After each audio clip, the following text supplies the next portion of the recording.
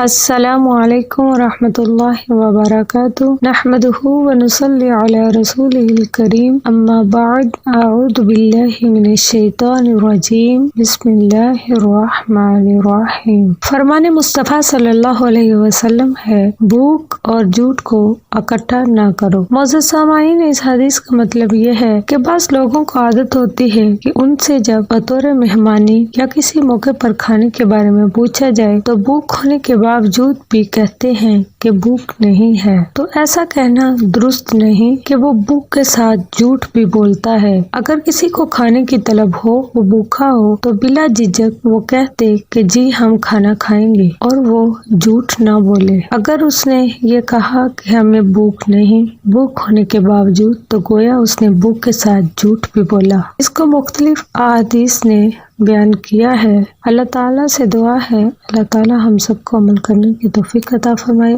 آمین ثم آمین۔